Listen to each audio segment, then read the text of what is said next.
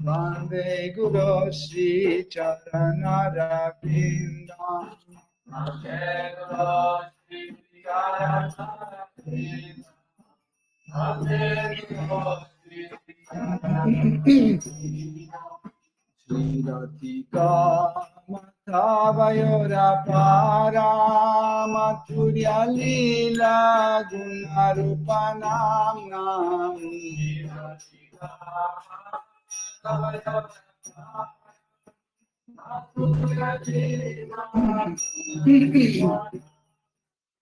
Pratikshanaspadanololupasya Vande Guru Shri Charanarvindam.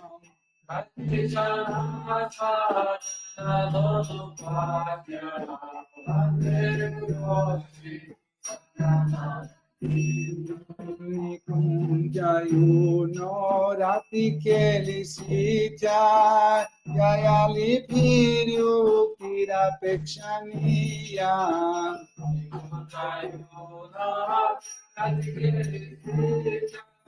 Yayali piru kira pekshaniya. Tatrati dakshat Ativala Basya Vande Guru Shri Charanara Vindam.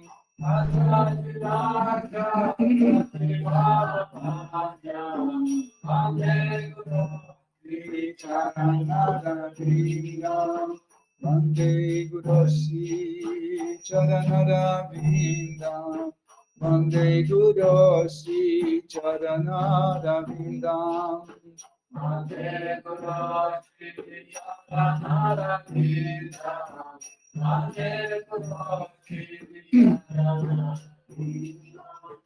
Dakshatadvitena samastra shastra Muktastatha bhavyata eva sadvi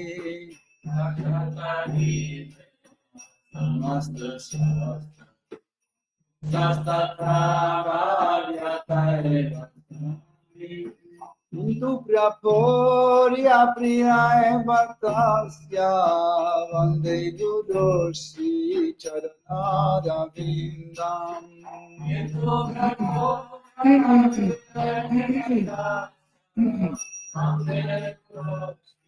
Charanara Vindam. Yasya prasadat bhagavat prasada Yasya prasadan nagati kutopi Yasya prasada bhagavat prasada Yasya prasadan nagati kutopi Dayastu vam stasya yashastri santyam Vande Guru Shri Charanara Vindam.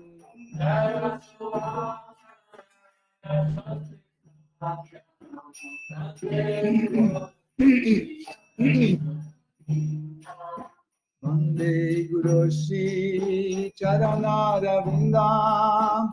Vande Guru Shri Charanara Vindam. Vande Guru Shri Charanara Vindam. Vande Guru Shri Charanara Vindam. Vande Guru Shri Charanara Vindam. Vande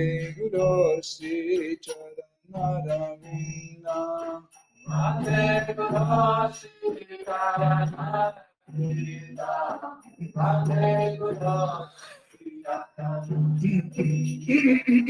Namo Vishnu Padaya Krishna Prasthaya Bhutale Srimate Bhakti Vedanta Swami Niti Namine Namo Vishnu Padaya Krishna Prasthaya Bhutale Srimate Bhakti Vedanta Swami Vikinamine Namaste Saraswate Deve Gauravani Pracharine Nirvishesha Shunyavadi Paschatya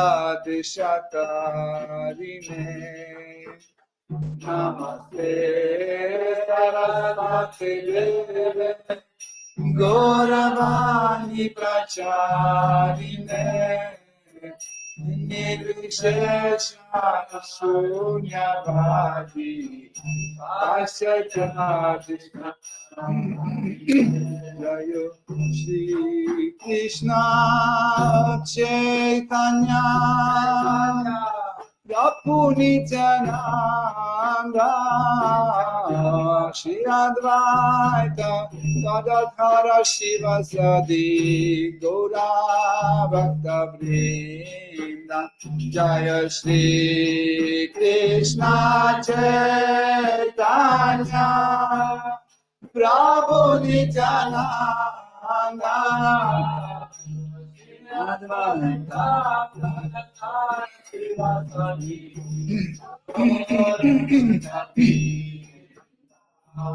Shri Krishna Chaitanya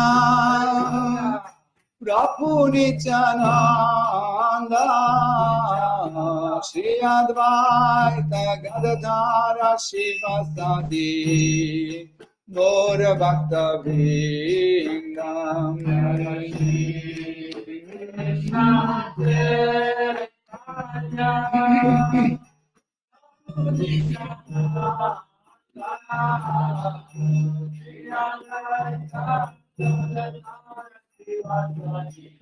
Gaura Bhakta Vrindam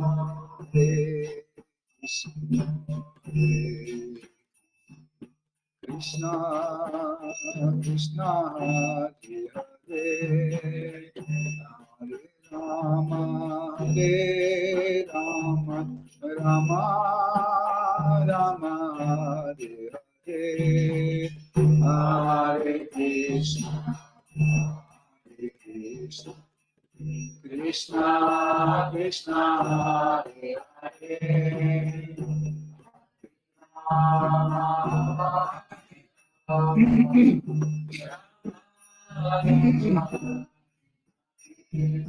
Namaste Narasimhaya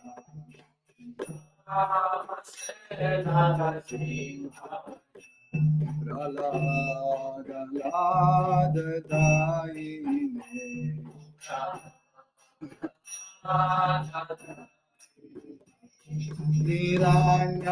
Hiranyakashi Purvaksha Hiranyakashi Purvaksha Shilatanka Nakalaye Shilatanka Ito Nrsimha Parato Nrsimha Ito Nrsimha Parato Nrsimha Yato Yato Yamitato Nrsimha Yato Yato Yamitato Nrsimha Vahir Nrsimha Hridaye Nrsimha Vahir Nrsimha Hridaye Nrsimha Nrsimhamadim Sharanam Prapade Nrsimhamadim Sharanam Prapade Avakada Kamala Vade Nakama Buddha Shingam Dalita Hiranya Kasipur Tanu Vindam Keshavadrita Narahari Rupa Jai Jagadisha Hare Jai Jagadisha Hare Jai Jagadisha Hare Samakara Kamala Vade Abhuta Singam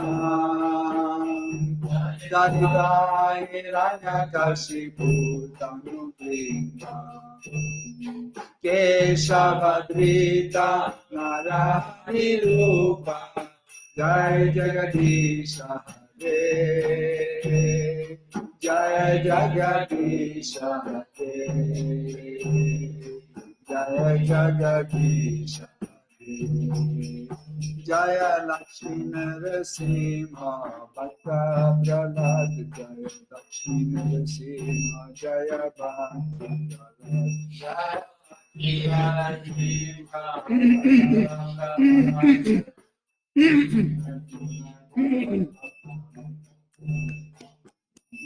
Jaya Radha Madhava Kunja Bihari Jaya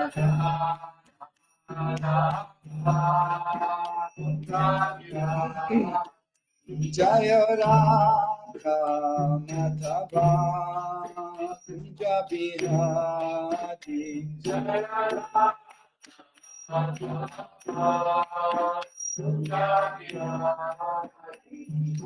Gopi Jana Vallabha Girivardhari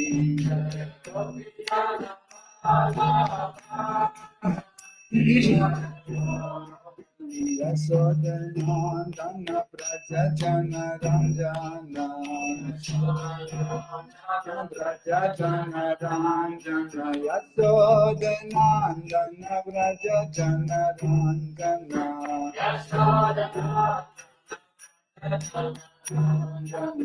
Yamuna Tiravanacha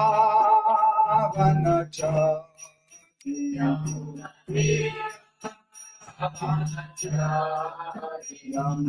Tiravanacha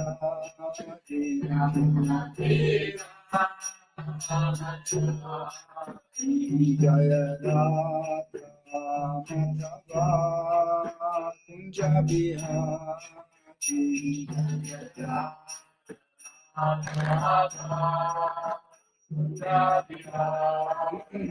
Jaya Radha Madhava Kunja Bihari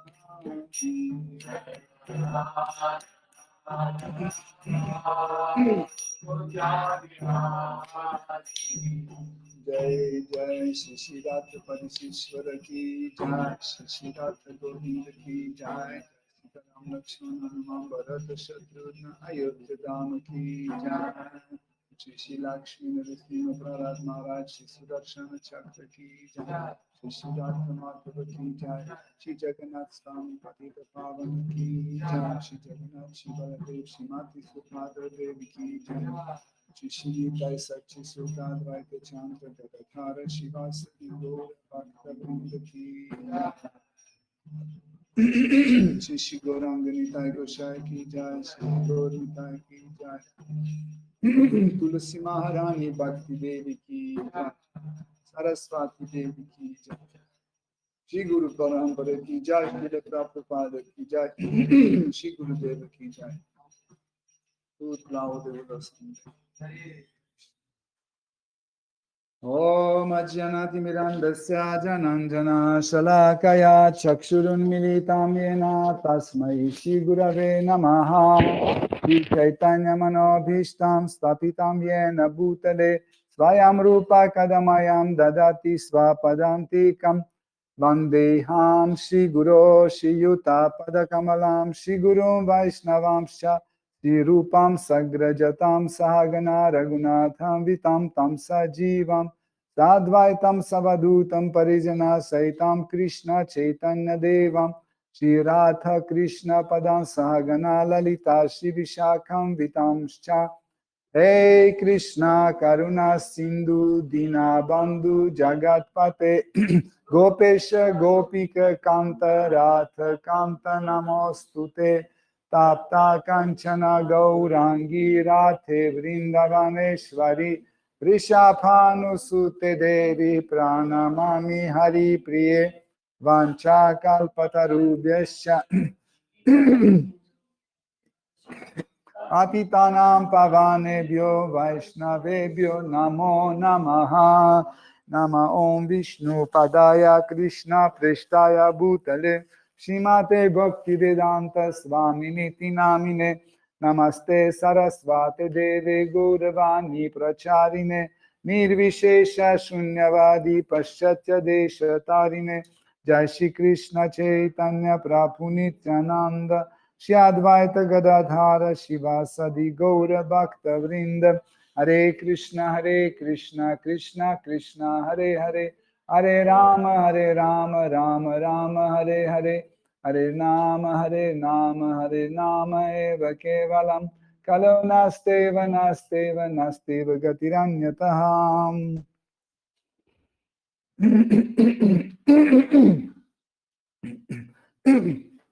Om Namo Bhagavate Vasudevaya.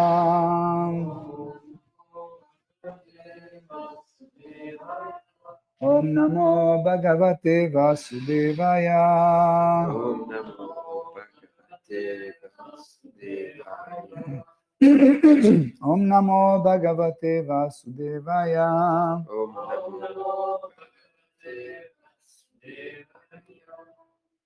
Hare Krishna, chers dévots, par la miséricorde de Krishna, Guru et dévots et vous-même, nous avons encore la possibilité de continuer à étudier Srimad Bhagavatam. Donc aujourd'hui, nous commençons par 5e chant, 10e chapitre à partir de verset 20.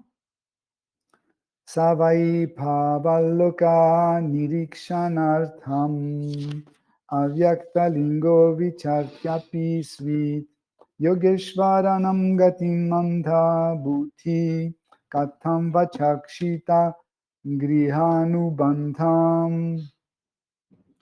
Traduction. Ta grâce ne représente-t-elle pas directement Kapiladev, la manifestation divine du Seigneur souverain, afin d'observer les gens et de distinguer les véritables êtres humains de ceux qui ne le sont pas réellement, tu parcours le monde en te faisant passer pour un sourd-muet. Moi qui suis très attaché à la vie de famille et aux activités matérielles, je demeure aveugle au savoir spirituel. Néanmoins, me voici maintenant devant toi, et je t'implore de m'éclairer. Comment puis-je progresser dans la vie spirituelle? Tenant est porté par sa divine grâce Bhaktivedanta Swami Prabhupada. Bien que Maharaj Rahugana occupât une position royale, Jad Bharata l'avait informé de ce qu'en réalité il n'était pas roi, ni lui-même sourd-muet. Il ne s'agissait que de désignation recouvrant l'âme spirituelle. Tout le monde doit parvenir à cette connaissance. Selon les termes de la Bhagavad Gita, chapitre 2, verset 13, Dehinosmin yata dehe. Chaque être se trouve emprisonné dans un corps. Or, comme le corps n'est d'aucune façon identique à l'âme, les activités matérielles relèvent tout simplement de l'illusion.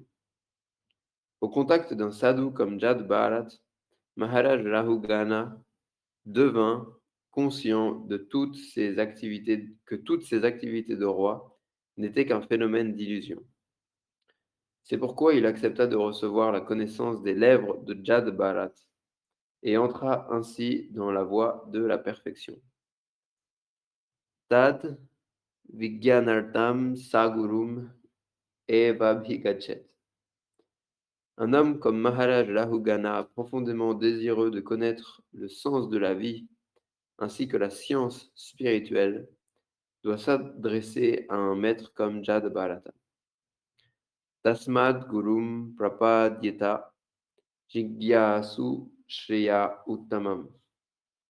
Il faut rencontrer un gourou comme Jad Bharata, représentant Dieu la personne suprême, pour s'enquérir auprès de lui du but de la vie humaine.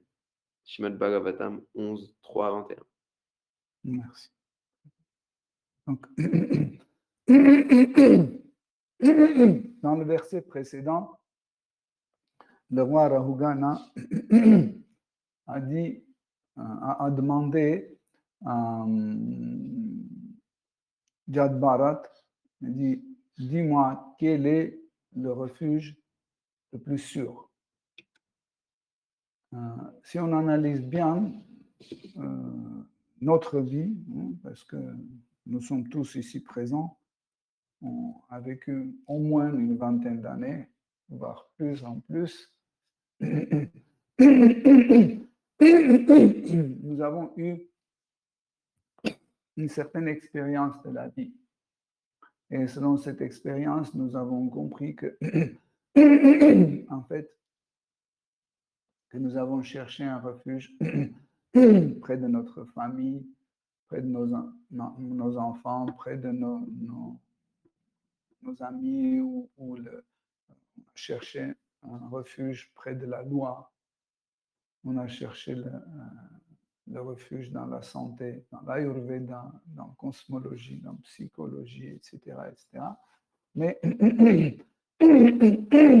au final, nous sommes tous restés insatisfaits. Pourquoi? Parce que tout ce que nous établissons dans ce monde matériel est temporaire. Par exemple, on a gagné beaucoup d'argent, on dit waouh, là maintenant, c'est fini, tranquille, je peux ne pas travailler, je peux vivre comme je veux. Mais en fait, il y a des problèmes qui surviennent, comme la maladie ou la vieillesse ou crise économique, la guerre ou autre chose, et nous perdons la chose sur laquelle on comptait. Donc, et Srimad Bhagavatam enseigne ce que nous devons compter sur une seule personne, sur Shri Krishna, parce qu'il n'est pas dans le système relatif. Dans le monde matériel, tout est relatif. Je suis grand par rapport à un chien, mais par rapport à un éléphant, je suis petit. Donc, je ne me sens pas en bonne santé, mais à côté de quelqu'un qui est en train de mourir, je dis, mais quand même, ma santé est pas mal par rapport à celle de cette personne mourante. Donc, donc nous comprenons que quand on essaye de voir et analyser notre vie, notre expérience, nous pouvons comprendre en fait que les choses qui nous entourent ne peuvent pas devenir un véritable refuge. Ce qui est intéressant, cela est possible seulement quand on n'est pas très influencé par les trois gunas d'énergie matérielle. Je souligne très influencé, parce que vivre dans ce monde matériel et ne pas du tout être influencé par l'énergie matérielle, c'est très difficile. C'est faisable, mais c'est très difficile. Donc, et pourtant, celui qui arrive à résister aux trois gunas, surtout Rajas et Tamas, il est capable d'analyser et arriver à cette conclusion. Mais le problème est que ce monde matériel fait de telle sorte que nous voudrions toujours contrôler les autres êtres vivants. Pourquoi? Parce qu'on veut que tout le monde nous sert. Nous voudrions prendre la position d'un serviteur. Et comment faire pour que tout le monde nous sert? Nous proposons des choses excitantes. Nous proposons des choses excitantes et comme ça, les gens en fait, tombent dans ce piège et l'esprit ou le mental excité ne peut pas faire cette analyse. Par exemple, imaginez la porte s'ouvre et quelqu'un que nous connaissons dit près de à l'entrée de métro de Geoffrin, on offre un sac de billets de 100 euros pour la somme de 5 000 euros, gratuit. Allez-y, vite. et tout le monde abandonne Srimad Bhagavatam et tout le monde court là-bas.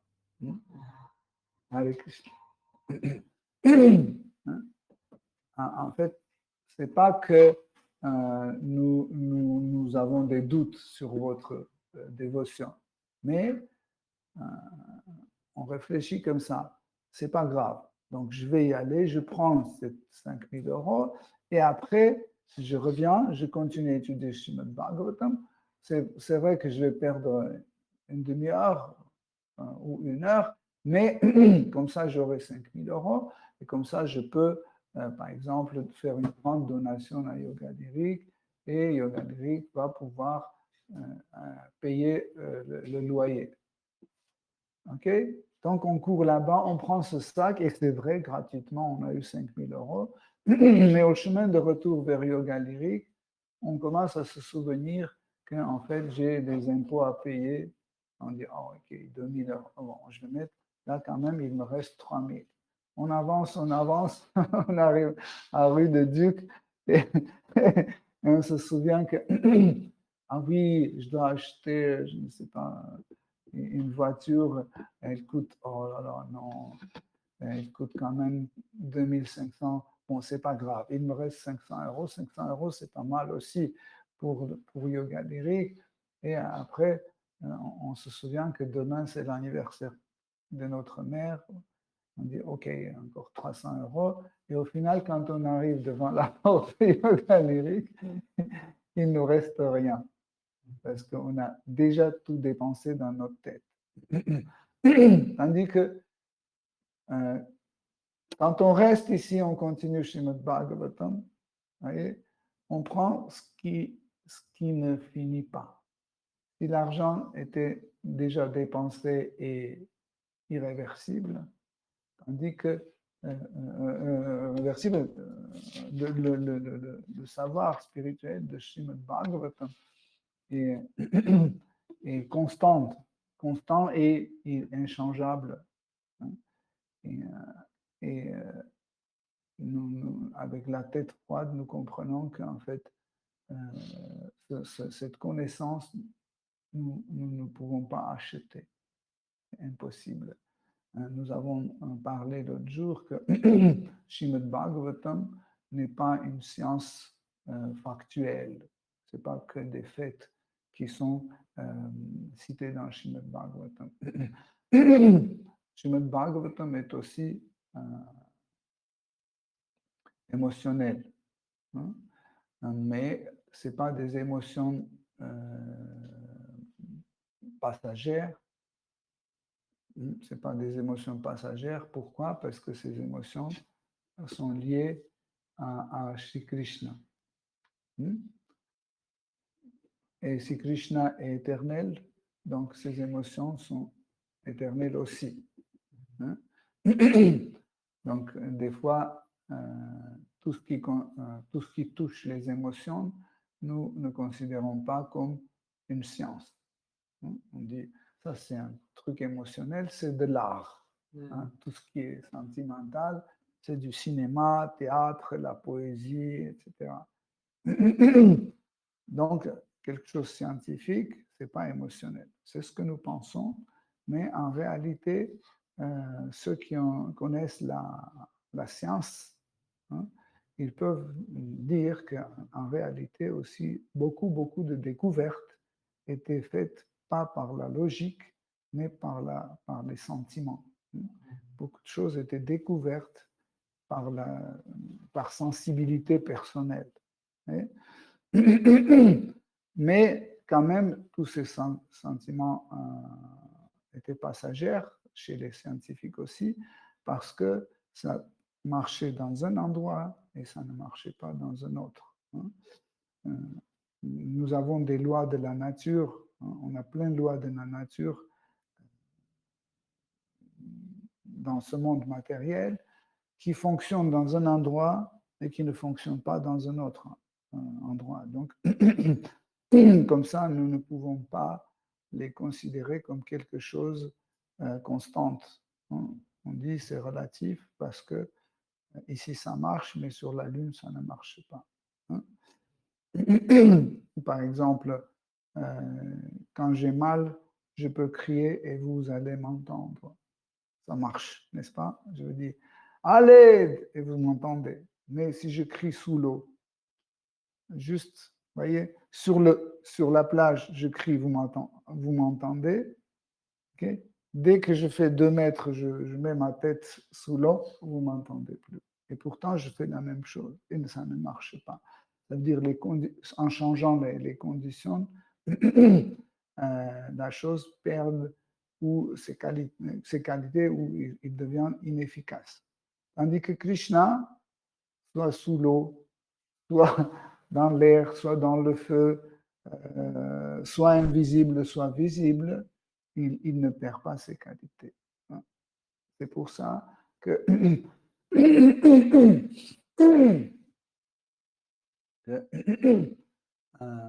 les shastras, les écrits sacrés, nous conseillent de chercher un refuge près du Seigneur suprême chez Krishna.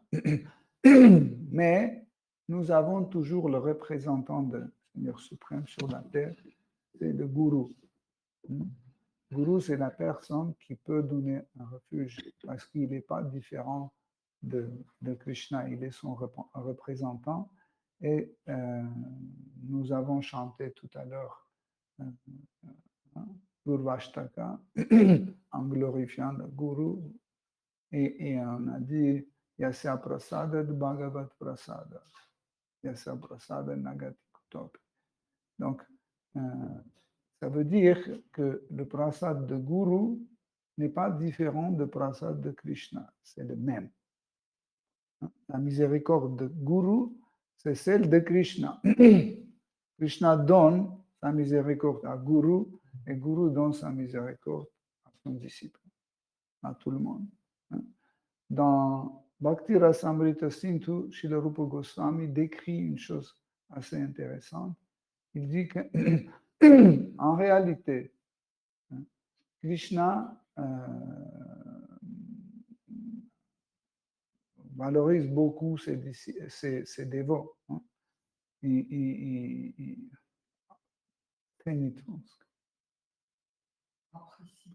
apprécie, oui.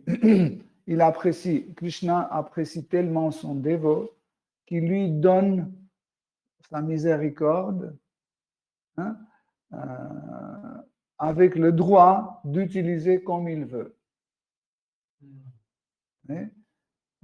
Quand Krishna donne sa miséricorde à Guru, par exemple, ou à son dévot, il dit, je t'ai donné, maintenant tu peux donner à qui tu veux. Tu peux donner à quelqu'un qui mérite et quelqu'un qui n'a pas mérité.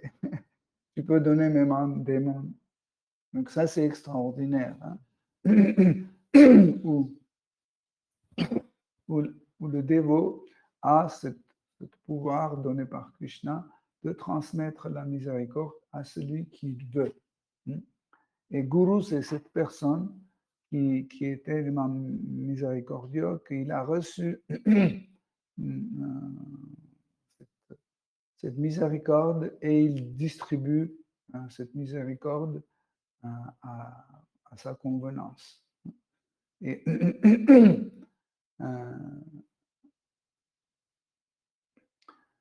donc, le roi Rahugana, il a posé cette question, en fait, que nous venons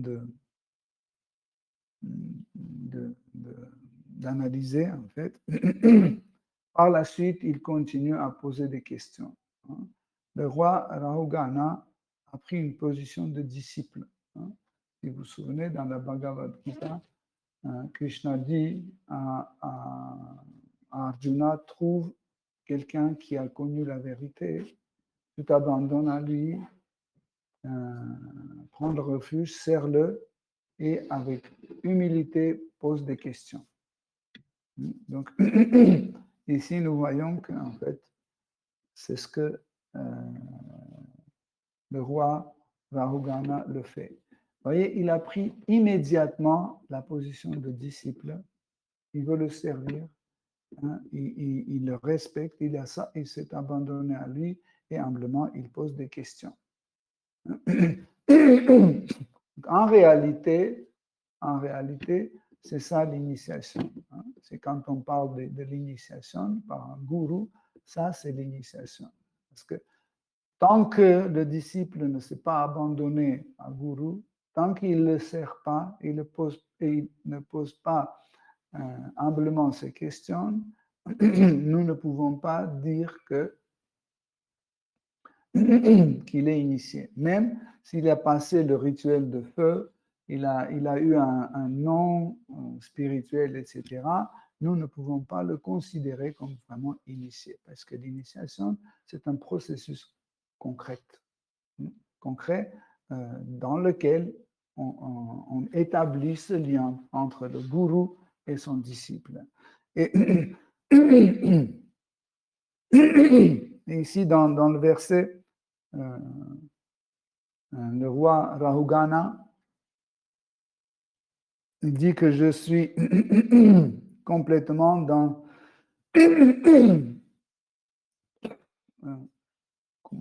je suis coincé je suis coincé dans la vie familiale. Vous voyez, quand il y a un marécage, quand on tombe dedans, on ne peut pas sortir.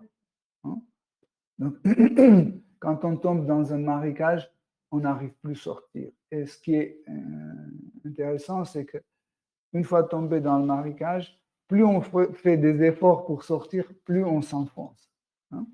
En général, on dit il faut tout de suite crier à l'aide et voir par quoi vous pouvez vous accrocher. Mais faire des trucs, plus on bouge, plus on enfonce. Et ici, le roi Rahugana dit, en fait, je me trouve dans cette situation. Plus j'essaye de faire des choses pour alléger ma situation familiale, plus j'enfonce. Et il dit, c'est une sorte d'esclavage. Pourquoi? Parce que, en fait, la famille, c'est une cellule, c'est une construction assez drôle ou bizarre, que quand on tombe dedans, c'est très difficile d'en sortir. Même quand on divorce ou par l'acte de renoncement, on prend le sannyas, même dans cette situation, en fait, ce que nous avons vécu dans la vie familiale, commence à nous suivre et, entre guillemets, persécuter. Et pour ça, le roi Rahugana, il dit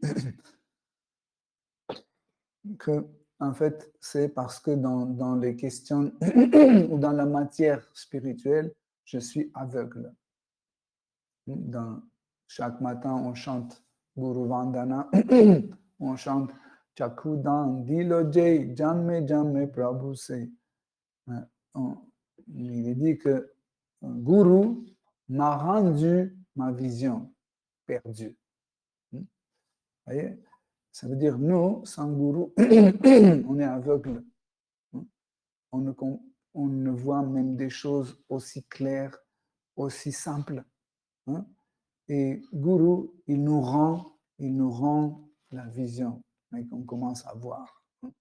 C'est extraordinaire, parce que des fois, même sans rien demander, Guru répond aux questions qu'on n'a pas posées. Ça, c'est phénoménal et extraordinaire. Donc,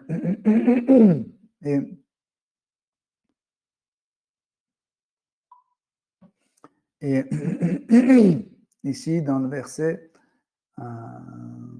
il dit, roi Rahugana dit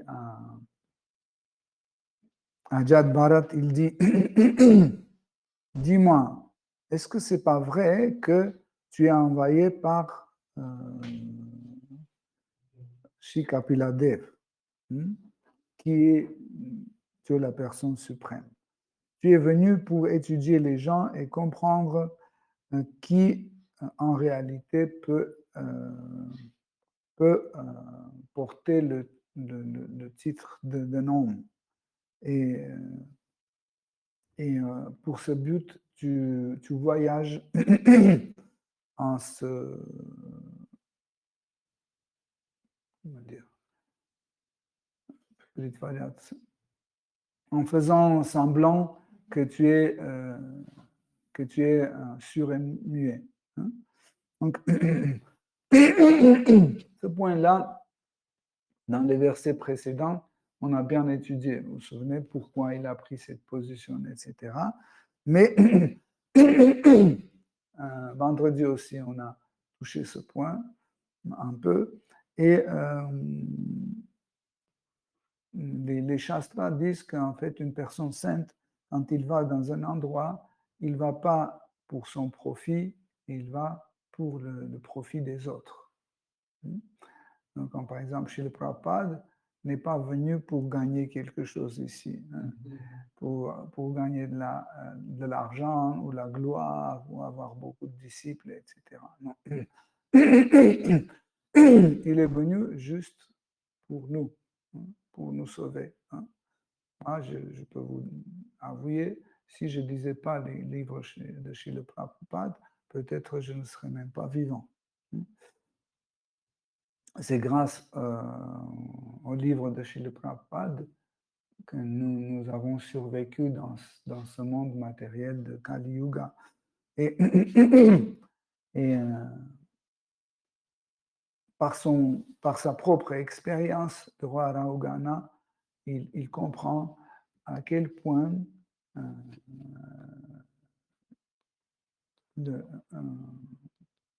un sadhu est important dans la vie. Et rencontrer un sadhu, c'est une grande miséricorde, parce que quand on rencontre le gourou ou le sadhu, ce n'est pas notre mérite, c'est la miséricorde de Krishna. Parce que nous pouvons physiquement voir gourou et passer à côté et ne pas créer un lien. Hein, tandis que Krishna, il s'arrange de telle façon pour que ce rencontre se produise. Hein. Et quand on voit qu'est-ce que nous avons reçu et qu'est-ce qu'on a fait pour Krishna pour recevoir cette miséricorde, on voit qu'on n'a rien fait. C'est la miséricorde de Krishna. Okay. Le verset suivant, s'il te plaît. Verset 21. Tu disais, le travail ne me fatigue pas. Or, bien que l'âme diffère du corps, les efforts de ce dernier sont source de fatigue. Et il semble que celle-ci soit ressentie par l'âme. Ainsi, lorsque tu portes le palanquin, l'âme doit certainement peiner. Voilà du moins comment je vois les choses. Tu as également dit que les comportements de maître et de serviteur sont dépourvus de réalité. Pourtant, même si le monde phénoménal n'appartient pas au réel, ces composants peuvent effectivement agir sur les choses. Nous pouvons le voir et en faire l'expérience. Dès lors, malgré leur caractère transitoire, les activités matérielles ne peuvent être qualifiées d'irréelles. Merci.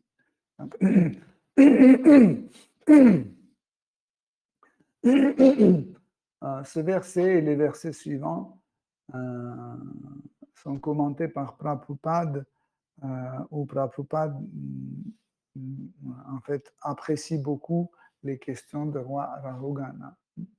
Et en réalité, ce sujet qui est lancé par le roi Rahugana est assez profond parce qu'il met l'accent sur quelque chose de phénoménal, hein, quelque chose de phénoménal que nous avons par l'expérience. Par exemple, je touche le feu et ça brûle et j'ai mal. J'ai la sensation de douleur. Et vous, vous me dites qu'en fait, le feu, c'est une illusion, le corps, c'est une illusion, nous sommes une âme, nous ne sommes pas ce corps. Ok, j'accepte. Et pourquoi ça me brûle? Okay? C'est une question assez raisonnable, n'est-ce pas?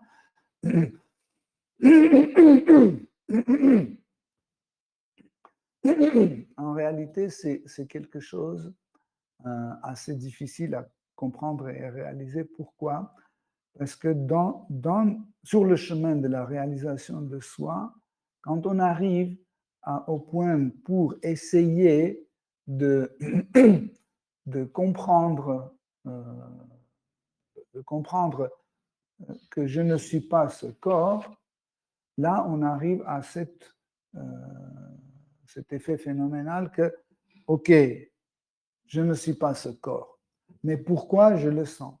Par exemple, votre corps n'est pas le mien. Quand quelqu'un vous touche, je ne sens rien. Là, je comprends que ça, c'est moi, ça, c'est lui. Si j'étais lui, je sentirais ça de l'autre. Mais je ne suis pas cette personne-là, je suis quelqu'un de différent. Okay? Et, OK, mais là, vous me dites que je ne suis pas ce corps, OK, je ne suis pas ce corps, et dans ce cas-là, je touche cette table, pourquoi j'ai cette sensation si je ne suis pas ce corps? Et il dit, OK, on peut accepter que c'est réel ou irréel, etc., mais il faut que ça corresponde à nos actes.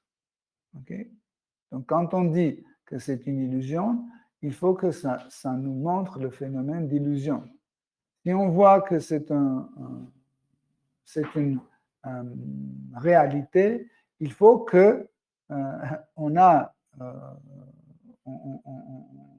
on saisit ce phénomène d'illusion. Okay? C'est très important parce que sinon, on va tout le temps dire, mais on aura toujours une certaine incertitude. On va dire oui, c'est vrai, mais peut-être je suis un peu ce corps. 5% je suis ce corps ou quelque chose comme ça. En réalité, pour comprendre, il faut comprendre comment cette chose ou ce qu'on appelle la perception de la réalité marche. Il y a cette notion de perception de la réalité. Donc, le mot réalité, ça englobe le sens de la réalité, mais il y a des nuances, c'est que la réalité peut être perçue sur différentes plateformes. Hein. La réalité peut être perçue sur la plateforme grossière, la réalité peut être perçue sur la plateforme subtile et la réalité peut être perçue sur la plateforme spirituelle. Okay? Mais, par exemple, quand je mange une pizza dans mon rêve, est-ce que c'est réel ou pas réel? Si on dit que c'est pas réel, parce que où était la pizza? Qui t'a donné la pizza? C'est-à-dire, elle y était, comme si vous rentrez chez vous et il y a une pizza sur la table et vous la mangez. Okay? Pareil, dans mon rêve, j'ai eu la pizza qui était très bonne aux 4 fromages. Je la mangeais, j'ai senti le goût de fromage et tout. Okay? Est-ce que c'est réel ou pas? Si, c'est réel. Si vous dites que non, c'est pas réel, mais la pizza que j'ai achetée pendant la journée dans une pizzeria et j'ai mangé, en fait, elle est réelle. Hein? OK, dans ce cas-là, je vais poser la question, de quoi est composée cette pizza? Vous allez dire, bah, la farine, l'huile, fromage, etc. OK? Mais de quoi est composée la farine, le fromage, etc. Ils sont composés de la terre, feu, l'eau, l'air et l'espace. Okay? Au final, tu n'as pas mangé une pizza, tu as mangé la terre, l'eau, feu, etc. Okay? Non, c'était une pizza. mais qui était faite de cette substance. Pareil, en fait, la pizza que j'ai mangée pendant mon rêve était aussi fabriquée, mais des éléments subtils, hein, comme, la conscience et l'intellect. Okay? Sachez que toutes les choses subtiles sont construites dans notre intellect de la matière de l'intellect. On peut dire pizza intellectuelle.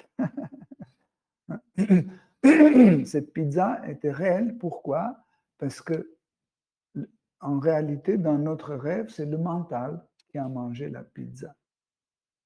En réalité, même sur la plateforme grossière, c'est pareil, c'est le mental qui mange en réalité cette pizza. Vous n'avez pas remarqué, vous êtes en train de manger quelque chose, mais par exemple, vous êtes en train de manger des samosas. OK? Et une demi-heure après, on vous demande combien de samosas tu as mangé? Je ne sais pas. Peut-être une ou deux. On dit non, on a compté, tu as mangé 12. Pourquoi je n'ai pas su que j'ai mangé 12? Parce que mon attention, mes pensées étaient ailleurs. Okay? Le temps que mes pensées étaient ailleurs, mon mental était ailleurs, il n'est pas participé à ce processus de manger. Okay? Donc, les pizzas dont je ne me souviens plus que j'ai mangé, je n'ai pas mangé parce que mon mental n'y participait pas. Ceux que j'ai comptés ou ceux que j'ai mangés, autrement dit, ils étaient mangés par mon mental. Pareil dans le rêve en réalité. C'est le mental qui a mangé. De même sorte, les sensations comme la faim, douleur, soif, peur, etc., en réalité, toutes ces sensations, toutes ces émotions que nous sentons, en fait, c'est des choses que nous vivons parce que ces choses existent dans notre intellect et c'est grâce à notre mental que ces choses se reproduisent et nous avons cette sensation. Imaginez que vous n'avez jamais vu dans votre vie un tigre. Hein? Vous n'avez jamais vu un tigre dans votre vie. Vous ne savez même pas qu'est-ce que c'est un tigre. Vous n'avez jamais été au zoo, etc. Et vous n'avez jamais vu des animaux, même pas entendu. Et du coup, la porte s'ouvre et il y a un tigre qui arrive. Hein? Donc, il rentre. Vous ne pouvez pas avoir peur. Pourquoi? Parce que vous ne savez pas qu'est-ce que c'est. Hein? Ou comme par exemple les baies toxiques. Si vous ne savez pas que c'est toxique, hein, ou vous ne savez pas que les baies peuvent être toxiques, vous allez manger tranquillement. Mais quand vous avez déjà eu expérience où on vous a expliqué que tel type de baie est toxique, vous allez avoir peur. Mais vous n'avez pas mangé. Pourquoi vous avez peur? Parce que dans votre intellect, ces baies existent, hein, accompagnées de sentiments de la peur ou d'empoisonnement, etc., etc. Donc,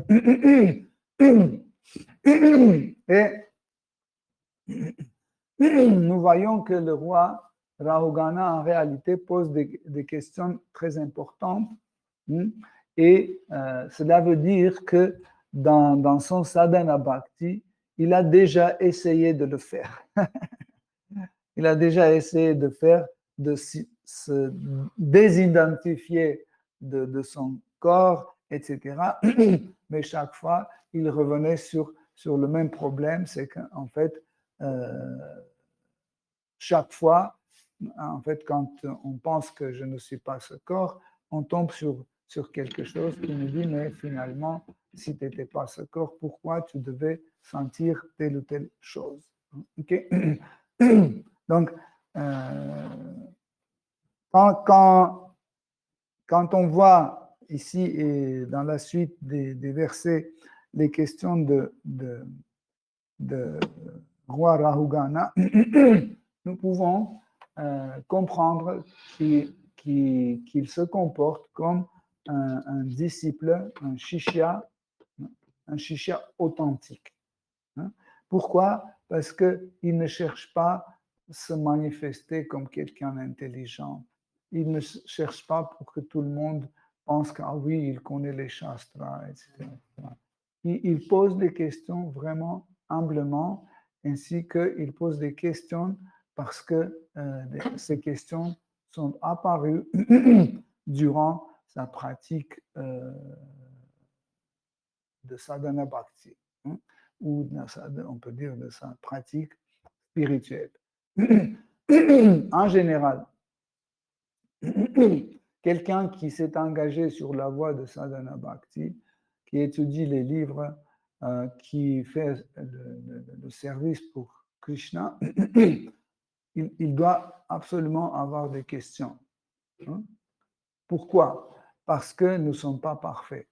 Et quand on applique en fait notre devoir éternel, quand on veut satisfaire Krishna, etc., sûrement on va se tromper quelque part, on ne va pas arriver à certaines choses et cela va manifester des questions que nous pouvons poser à notre gourou.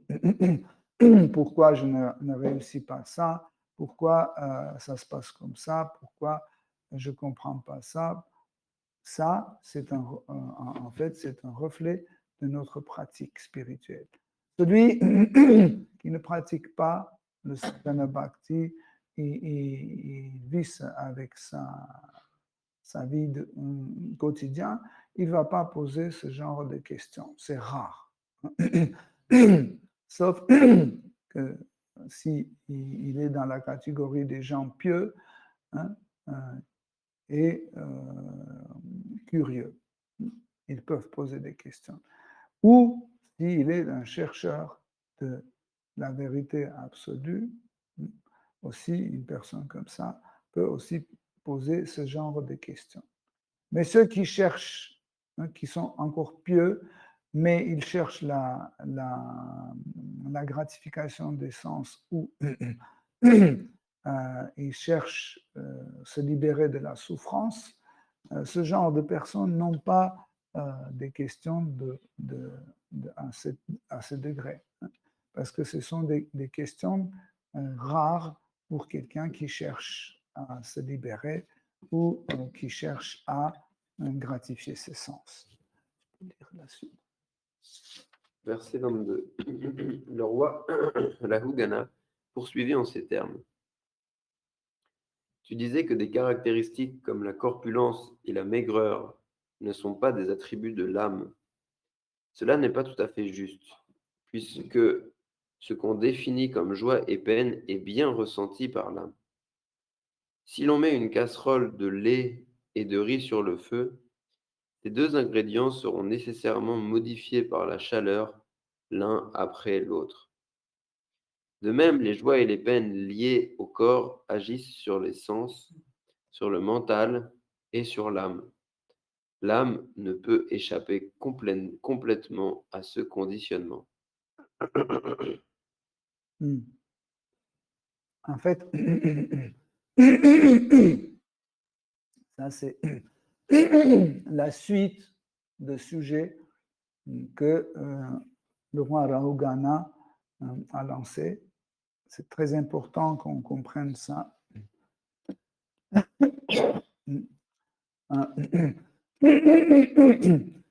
Quand quelqu'un meurt, il quitte son corps, il reste dans le corps subtil. On peut poser la question, mais qu'est-ce qui se passe? Qu'est-ce qui se passe? C'est quoi qui arrive qui coupe en fait le lien avec ce corps? Parce qu'en fait, le corps, il est comme il était tout à l'heure, et le corps subtil est comme il était tout à l'heure aussi. Et du coup, c'est quoi qui a coupé en fait ce lien? Pour comprendre ce phénomène, il faut que nous comprenions l'apparition de ce phénomène, comment ça marche en fait. Donc, en réalité, tout est dû à la conscience, à l'énergie de la conscience. Parmi tout type d'énergie, l'énergie de conscience, hein, qui a plusieurs noms, surtout dans notre cas, on utilise Chaitanya Shakti. Cette énergie de la conscience est une énergie qui pénètre chaque chose. Par exemple, l'eau mouille des choses. Par exemple, l'eau peut mouiller mon t-shirt ou ma veste, mais l'eau ne mouille pas le porcelain. L'eau ne mouille pas l'huile, par exemple, autre chose. Okay? Donc, mais la conscience pénètre tout. Vous ne pouvez pas montrer un endroit, ni dans le monde spirituel, ni dans le monde matériel, où la conscience n'est pas présente. Même, vous voyez, je me sens, quand je me touche, je me sens, okay? Donc il y a de la conscience là. La conscience est là. Okay? Mais quand je coupe mes cheveux ou mes ongles, je ne sens pas. Et on peut dire que la conscience n'est pas présente. En fait, la conscience n'est pas présente sous sa forme active, liée à la personne, mais elle est présente sous sa forme transformée. Comme par exemple la table. La table est faite par un menuisier. Okay? La table est faite par un menuisier. Donc, d'abord, cette table a été construite dans la tête, dans l'intellect et mental de ce menuisier, existait sous la forme d'une idée. L'idée, c'est une forme de la conscience. Une chose définie comme une chose qui peut exister, hein, on l'appelle une idée. Donc, cette table, dès qu'elle était définie dans la tête que ça soit comme ça, comme ça, comme ça, on peut poser des choses dessus, on peut s'appuyer dessus. Ça, c'est un concept ou une idée. Ça veut dire la conscience a pris une forme définie déjà, et on dit que c'est une idée. Mais cette idée existe sous la forme mentale ou intellectuelle. Okay? Et ce menuisier, il contacte les éléments matériels, hein, comme la terre, l'eau, etc., le feu, et il fabrique cette table. Cette table, en fait, est la manifestation grossière de l'idée que ce menuisier avait. OK? À partir du moment quand il a créé cette table-là, donc cette table ou cette idée manifestée grossièrement n'a plus un lien direct avec le menuisier. Par exemple, quand le menuisier va dans la chambre à côté, on va brûler cette table, il ne sera plus au courant. Donc le lien est coupé. Okay?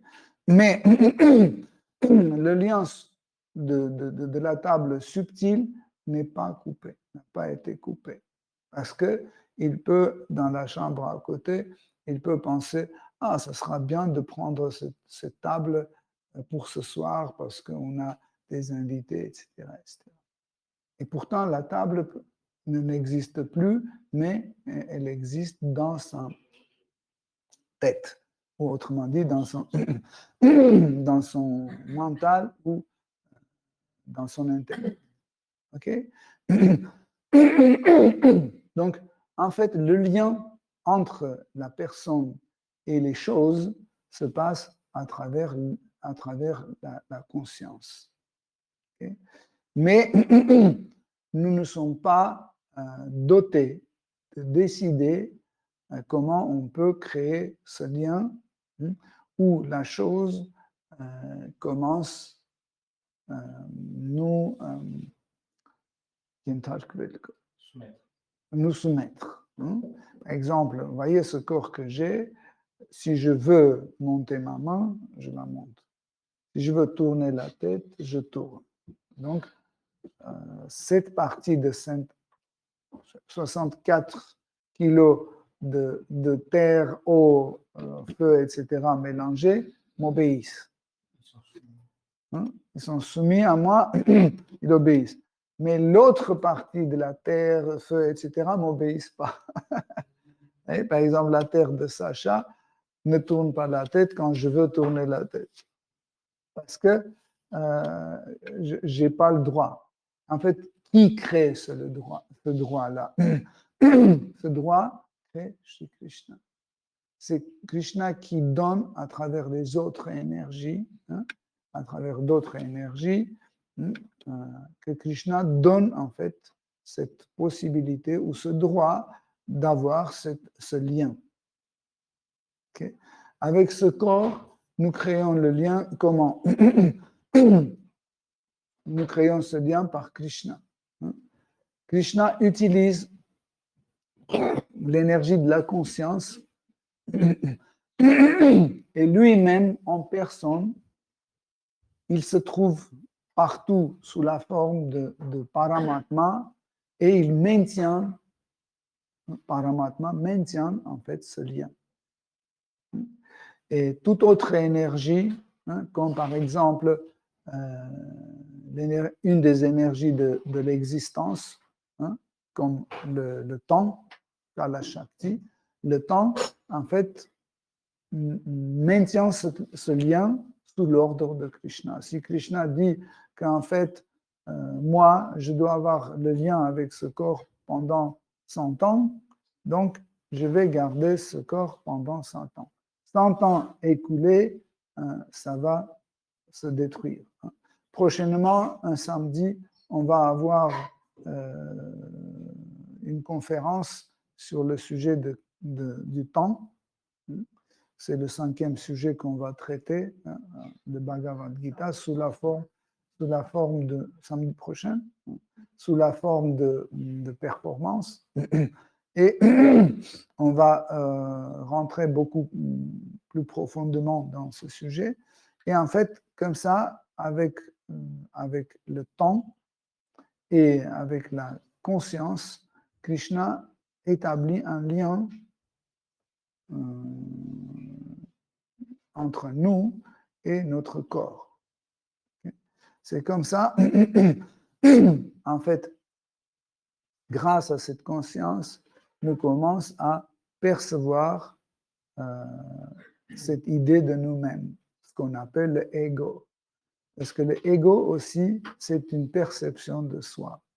Et cette perception de soi se fait à travers la conscience. Je sais que c'est un sujet assez compliqué.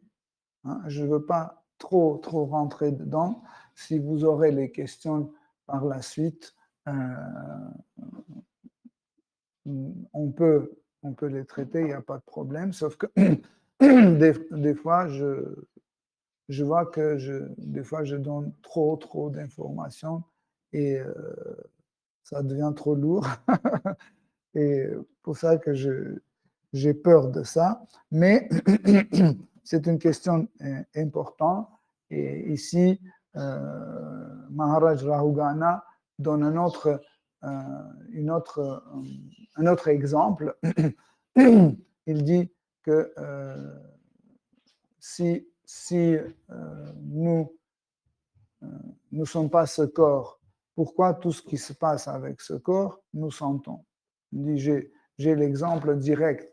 Le feu est brûlant, il est très chaud. Si je mets une casserole dessus, elle devient aussi chaude que le feu. Mais quand je mets de l'eau dans la casserole, pourquoi l'eau devient chaude si l'eau n'est pas casserole?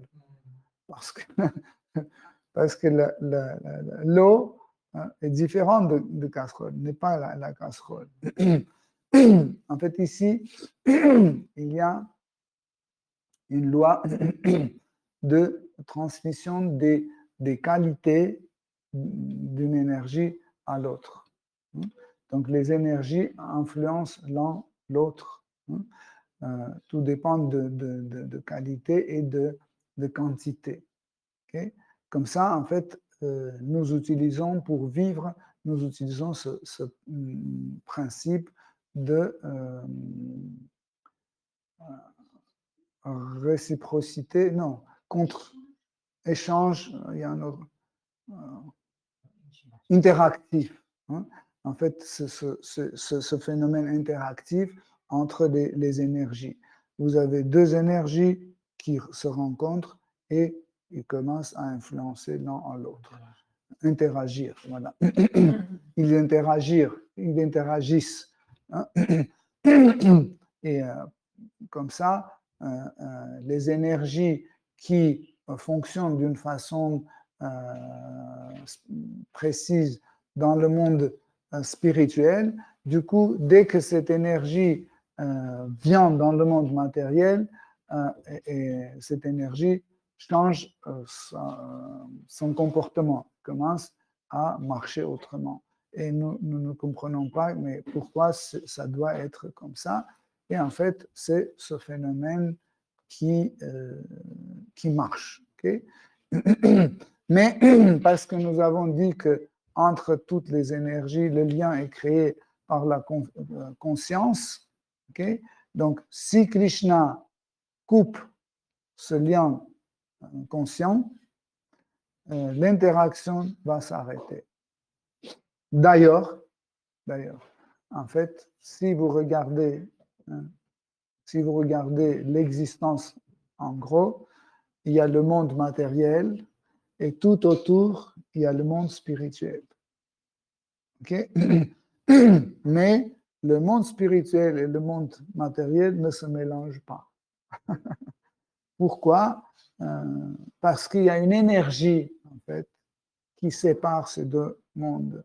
Ce qu'on appelle Viraja Shakti, l'énergie de séparation. Et en fait, Krishna utilise aussi cette énergie quand il ne veut pas que ces deux choses soient liées ou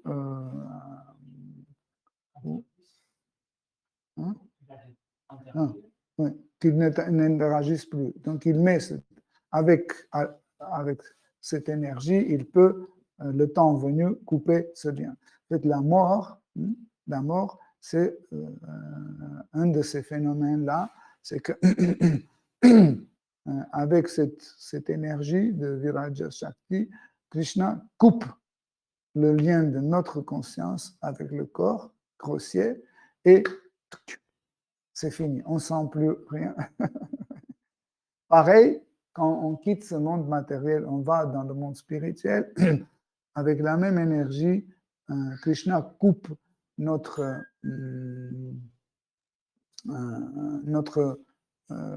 faux ego, notre mental, intellect, etc., de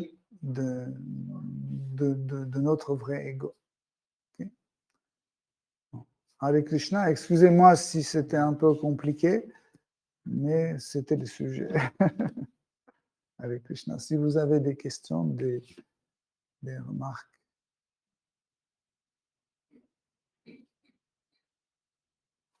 Vous pouvez transmettre le micro à Kanda.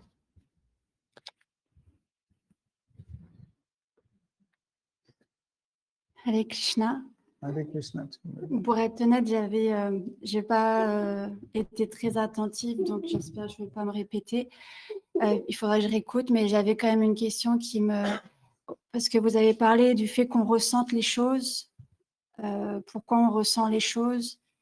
Et ma question, c'est est-ce que l'âme, elle ressent tout ça, parce que vous parlez de la conscience, mais jamais de l'âme. Donc, quel est le lien, s'il y a un parallèle, et est-ce qu'elle souffre, l'âme aussi? Est-ce qu'elle peut souffrir? Ou est-ce que c'est vraiment les corps subtils et grossiers? Hare Krishna. Donc, en fait, l'élément qui vit et qui sent, c'est l'âme. Okay? Mais, comme on a dit plusieurs fois, l'âme a une nature émotionnelle. C'est pour ça qu'on l'appelle Svabhava. Okay? La nature émotionnelle veut dire que l'âme peut recevoir les émotions et donner des émotions. Tu comprends? Donc, et comment elle doit faire ça? Par exemple, moi, je peux avoir un contact avec toi, okay? Mais si tu habites à New York, moi j'habite Paris, nous pouvons quand même avoir ce contact, par téléphone par exemple. Je peux t'appeler et dire des choses. Okay? En fait, cette liaison se passe à travers les ondes transmises. Okay? Donc, pareil, quand l'âme commence à sentir des choses à l'extérieur d'elle-même qui ne font pas partie de son svabhava, de sa propre nature, donc la conscience crée en fait ce rôle de médiateur. On peut dire. Okay? Donc c'est à travers la conscience que l'âme ressent des choses et à travers... Est-ce que vous pouvez un peu doucement parler? Prabhu. Okay? Donc, ça veut dire ces ondes, entre guillemets, qui créent ce lien, qui nous fait sentir des choses, ça c'est la conscience. Okay? Si notre conscience a la possibilité d'être liée à quelque chose, comme on a dit, c'est Krishna qui décide. Il utilise Viraja Shakti ou il l'utilise. S'il utilise Viraja Shakti pour créer le lien, l'énergie Viraja Shakti, elle crée le lien. S'il faut séparer, il sépare. Okay? Donc, et quand il y a des choses qui sont séparées, on ne peut pas créer ce contact, on ignore ces choses. Je vais te donner un exemple. Par exemple, Brahma Jyoti, la radiance du Seigneur suprême de la vérité absolue. La radiance Brahma Jyoti existe et dans le monde matériel et dans le monde spirituel. Partout. Et moi, imagine que je suis un impersonnaliste qui a réalisé le Brahma Jyoti. Et je suis dans le Brahma Jyoti. Et cette partie de Brahma Jyoti se trouve à Goloka Vrindavan, devant la cuisine de ma mère Yashoda. Tu imagines la situation? Mais je ne vois ni Vrindavan, ni mère Yashoda, ni leur cuisine. Pourquoi? Parce que ce lien n'a pas été créé. Ok? Voir, ce n'est pas la faculté des yeux. Voir, c'est la faculté de la conscience. Parce que moi, je suis un impersonnaliste. Donc, je suis convaincu que la vérité absolue existe sous la forme de Brahman impersonnel, qui n'a pas de qualité, qui n'a pas de diversité, etc., etc. Krishna dit OK. Et il me donne un ego qui correspond à cette vision, à cette idée. Donc, ça veut dire, moi, je rentre dans le Brahma Jyoti et je ne vois rien. Je ne vois ni autre personne, parce que autre personne, ça veut dire la diversité. Autre personne ou autre chose, ça veut dire la division, tandis que par mon concept, le Brahman impersonnel n'est pas divisible. Okay? Et il n'existe que cette radiance de Brahman impersonnel, rien d'autre. Et automatiquement, je vais à Goloka Vrindavan, je suis à côté des vaches, etc., des amis de Krishna, Radha, etc., mais je ne les vois pas, parce qu'ils sont au-delà de ma conscience. Par exemple, chien qui marche dans la rue, il peut voir un diamant par terre qui coûte 5 millions. Mais il ne voit pas. Pour lui, c'est une pierre comme les autres. Il passe. Il ne le voit pas comme quelque chose qui a de la valeur pour lui. Mais un morceau de fromage ou de pizza, oh, il remarque tout de suite. Pourquoi? Parce que ce lien, à l'époque, par le processus de manger, a été créé. Et comme une expérience était enregistrée dans son intellect. En fait, voir, c'est, comme on a dit, c'est la faculté de conscience et de notre mental et intellect. Par exemple, quand je vois ce dictaphone, hein, comment je peux savoir il est le mien ou non? Le jour quand je l'ai acheté, j'ai dit, voilà, maintenant j'ai un dictaphone, dans mon intellect, j'ai cette idée que j'ai un dictaphone. Tu vois? Et il est enregistré. Si vous le prenez, vous mettez un autre modèle, je vais regarder, hein, comme ça, parce que les yeux remarquent des changements, et mon mental va feuilleter mon intellect d'une vitesse, quand on dit mental, la vitesse du mental. C'est ça, c'est très vite. Il feuillette tout ce qui ressemble à un dictaphone, et il dit, c'est pas le tien. Mais vous voyez la vitesse, hop, et tout de suite la réponse. Ou quand vous marchez dans la rue, vous dites, ah tiens, ça c'est Olivier. Qu'est-ce qui s'est passé? D'un seul coup, je l'ai connu. Qu'est-ce que ça veut dire? Ça veut dire tout ce qui ressemble à Olivier, il a feuilleté avec une vitesse extraordinaire, il dit, tang, tu le connais. C'est Olivier. C'est comme ça qu'en fait, l'âme ressent des choses, aussi transmet des autres sentiments à travers la conscience. Mais encore une fois, les idées ou les notions, les concepts peuvent nous rendre aveugles, insensibles ou le contraire, sensibles, voyants, etc. C'est par ces concepts, comme j'ai donné comme exemple l'impersonnaliste et le Brahma-Jyoti. Du coup, l'âme, du fait que quand elle est dans la matière, elle soit active, elle n'en souffre pas, en fait. Elle subit, mais de plein gré. Oui, c'est ce que je dis, oui. C'est toujours la même personne qui souffre, qui est frustrée, etc., parce qu'elle est liée. Elle est liée par ses concepts, parce que, par exemple, penser que je suis ce corps, c'est un concept. Hein?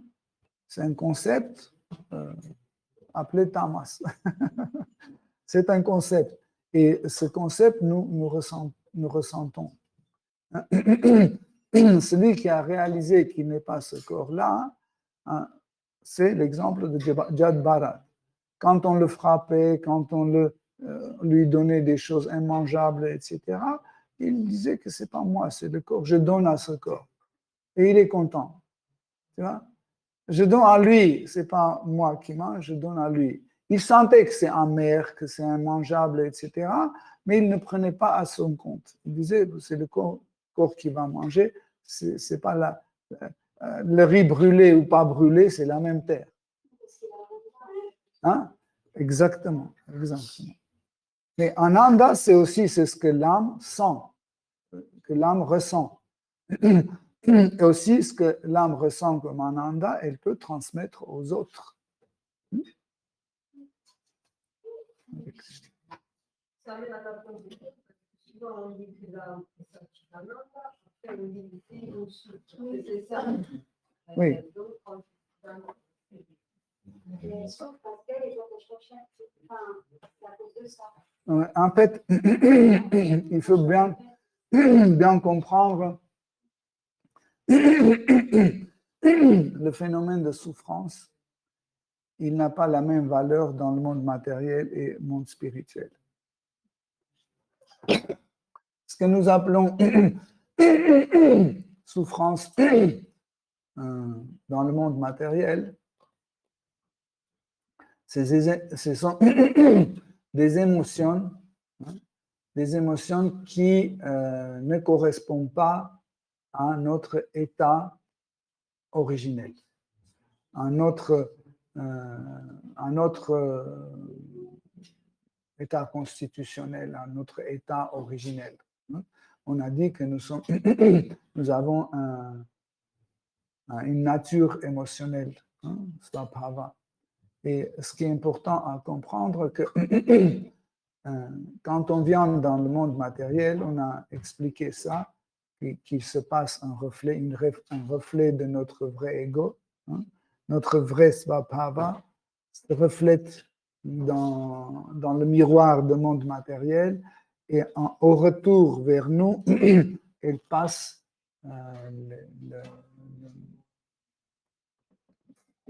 les déformations, elle subit les déformations de 3 gunas. Okay? Imagine que tu as un miroir devant toi, mais qui est tordu.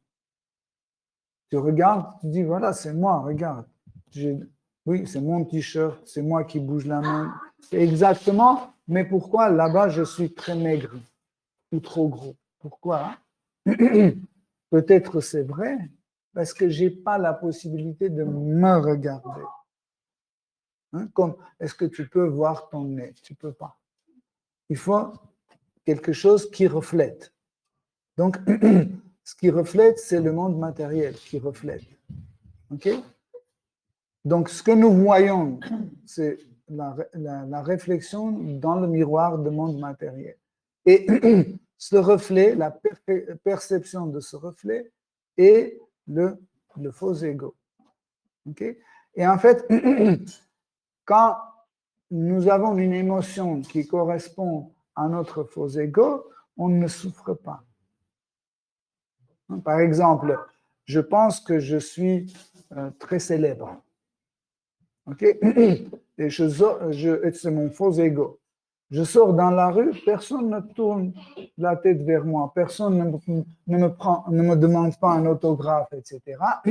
Je commence à souffrir. Pourquoi? Parce que ce qui se passe ne correspond pas à mon état de mon faux ego. OK? Et je commence à souffrir. Mais si je sors, moi je sais que je suis célèbre. À peine je sors de la voiture, les journalistes arrivent, ils commencent à prendre des photos, les gens me donnent des trucs pour que je donne des autographes, etc. Je ne souffre pas. Pourquoi? Parce que ce qui se passe correspond à 100% à ce que je perçois de moi-même. Ça concerne la fausse nature, faux ego. Okay? Pareil, la même chose se passe avec l'âme ou avec svabhava, notre vraie nature. Quand il y a des choses qui se passent autour de nous ou dans le périmètre de nos sens, et ces choses correspondent à notre vrai ego ou notre svabhava, okay? Nous n'avons pas ce sentiment de souffrance. Nous, dans le monde spirituel, nous avons un divertissement qui s'appelle la souffrance, mais c'est juste le nom de ce divertissement parce que ce que nous sentons, c'est ananda. Par exemple, j'ai mangé un burfi ou je n'ai pas mangé, dans 2 cas, j'ai ananda, j'ai la félicité. Ça veut dire que ça correspond ça correspond à ce que je ressens, à ce que j'ai, à ce que je suis. OK? Quand ça correspond, tu dois avoir ce set. OK? C'est compréhensible la différence?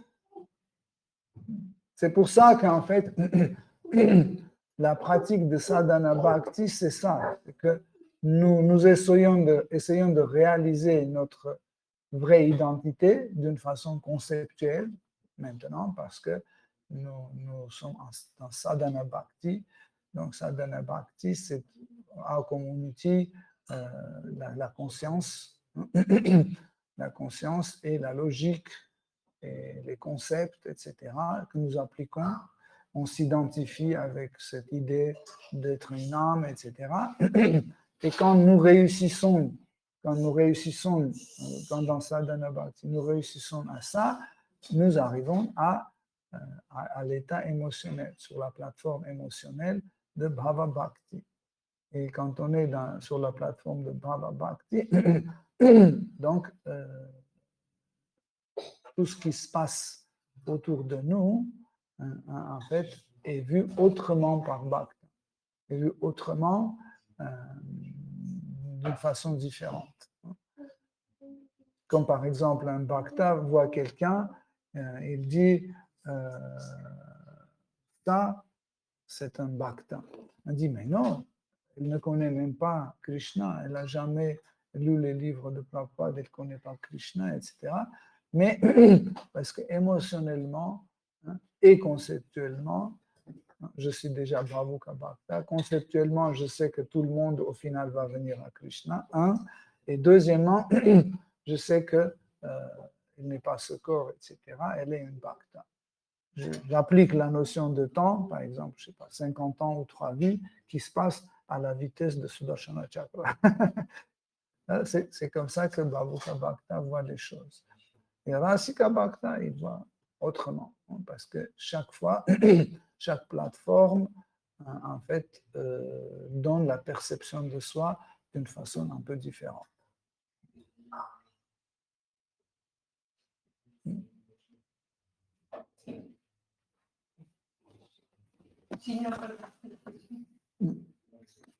Donc,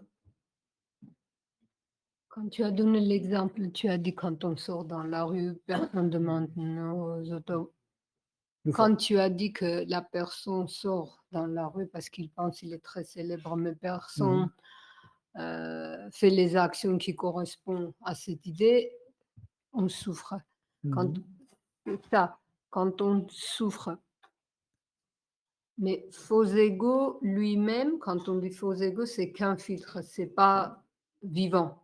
Faux ego, c'est dans le monde matériel. Et quand on dit souffre, on sent qu'on souffre. Encore juste un petit peu approfondir ça. Ça veut dire l'âme qui souffre, qui s'identifie avec ce faux ego.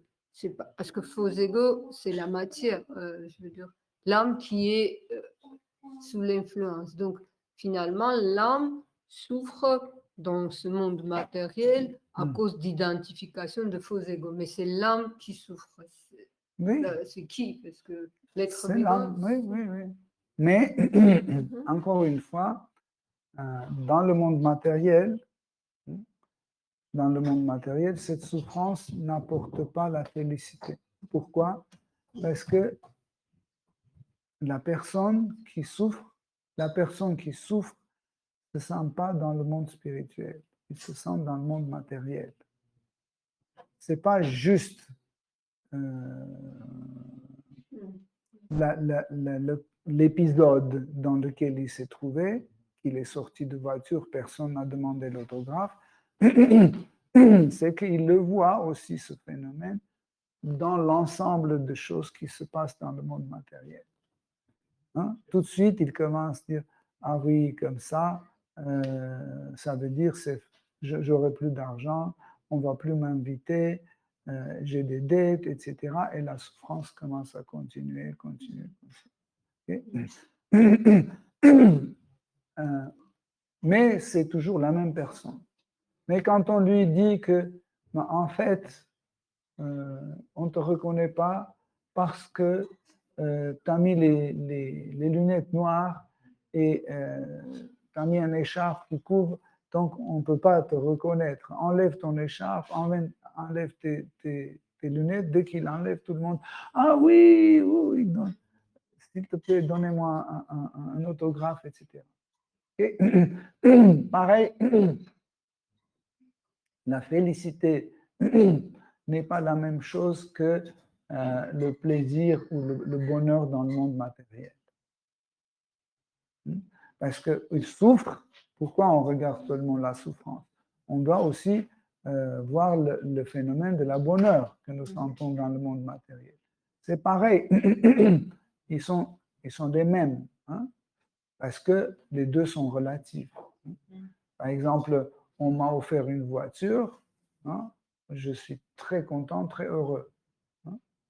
Et après, 2 heures après, je tombe dans un accident de voiture qu'on m'a offert et je perds les yeux, je perds les jambes, etc. etc. Et je me dis, mais avant qu'on m'a offert la voiture, j'étais heureux, je pouvais marcher, je pouvais voir, etc. Mais au moment quand je voulais avoir la voiture qu'on m'a offert, en fait, cette idée de bonheur, en fait, c'était de malheur. Donc, c'est relatif. Okay? Tandis que pour l'âme, hein, ou pour la situation d'une âme qui se trouve, hein, à travers la conscience, se trouve dans le monde spirituel, il est entouré par des choses qui correspondent à son svabhava. Tout ce qui se passe, hein, bonne, entre guillemets, ou mauvaise, tout ce qui se passe, ça lui apporte la félicité. Comme j'ai dit, j'ai pris le bourfi ou j'ai pas pris le bourfi, aucune importance, il y a la félicité. Pourquoi? Parce que la matière même, elle est extatique. Comme dans le monde matériel, la matière même, l'énergie matérielle, Maya Shakti, elle est excitante. Chaque fois quand on rentre en contact avec elle, elle nous excite. Cette excitation, en fait, c'est le reflet de Ananda dans le monde matériel. Donc, la même énergie, Ananda Bhava, quand elle entre dans le monde matériel, elle se manifeste comme l'énergie de l'excitation, Rajas, comme l'énergie de l'excitation. Tandis que là-bas, ce n'est pas une excitation. Excitation, ici dans le monde matériel, n'est pas permanente. Des fois, elle est trop basse ou elle disparaît, des fois, elle réapparaît, etc. Et tandis qu'Ananda, dans le monde spirituel, grandit chaque jour, chaque instant. Et elle est permanente.